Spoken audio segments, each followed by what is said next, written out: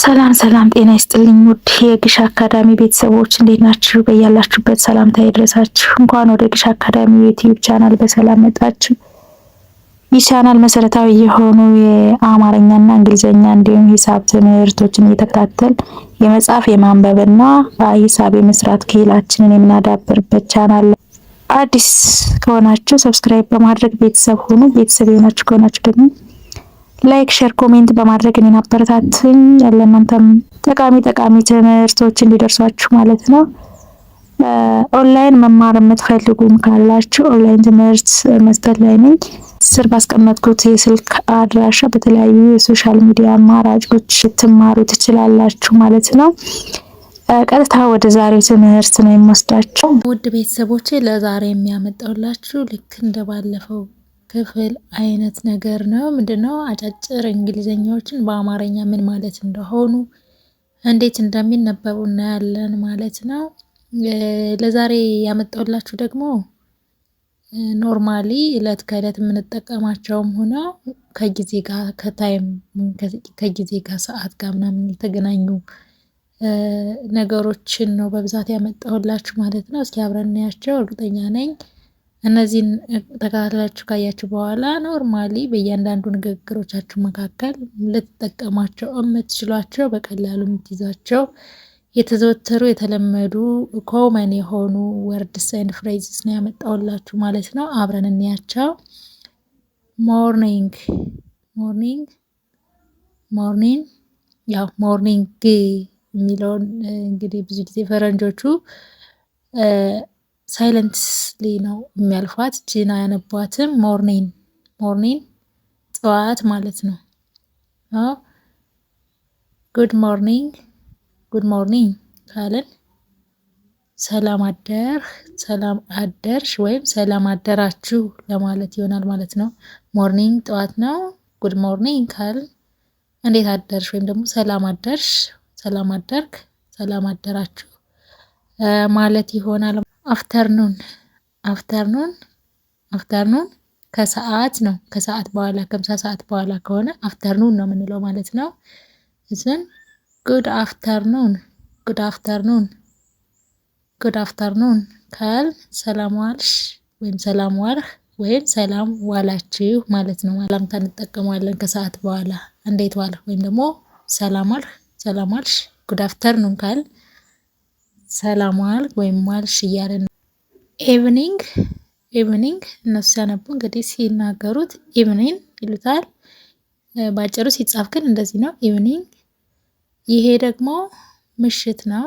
ምሽት ከሰዓት በኋላ ዜን ምሽት አይደል? ምሽት ኢቭኒንግ ይባላል።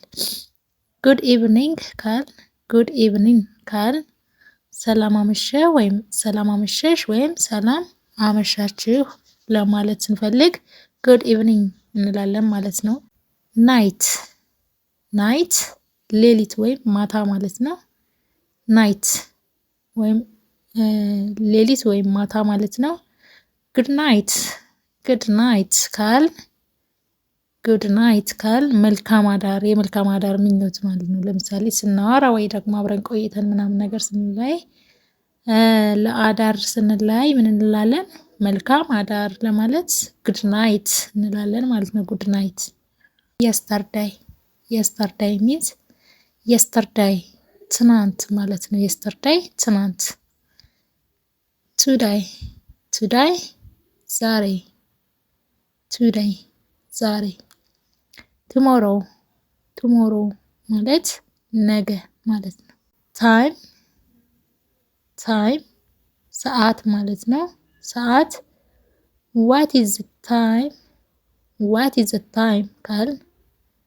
ዋት ኢዝ ዘ ታይም ካል ሰዓት ስንት ነው?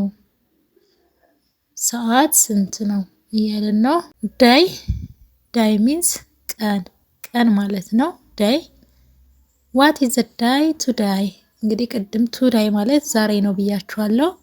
ዋት ኢዝ ዘ ዳይ ቱዳይ ካል ዋት ኢዝ ዘ ዳይ ቱዳይ ዛሬ ቀኑ ማን ነው እያለን ነው ማለት ነው። ዛሬ ቀኑ ማን ነው ለማለት ምን እንላለን?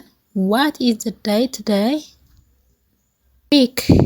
ዊክ ሳምንት ማለት ነው። ላስት ዊክ ካል ላስት ዊክ ያለፈው ሳምንት ወይም ባለፈው ሳምንት ላስት ዊክ። ዚስ ዊክ በዚህ ሳምንት አሁን ባለንበት ሳምንት ማለት ነው። በዚህ ሳምንት ኔክስት ዊክ ኔክስት ማለት ቀጣይ ሳምንት። እንግዲህ እዚህ ጋር ወደ ቤተሰቦቼ ያው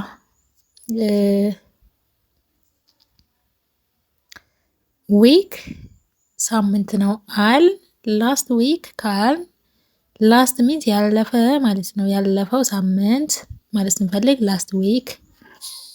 እንደገና ዚስ ማለት በዚህ ማለት ሲሆን ዚስ እዚህ ጋር አሁን ያለንበት ሳምንት ለማለት ስንፈልግ በዚህ ሳምንት ማለት ስንፈልግ ዚስ ዊክ እንላለን። ኔክስት ሚንስ ቀጣይ ማለት ነው።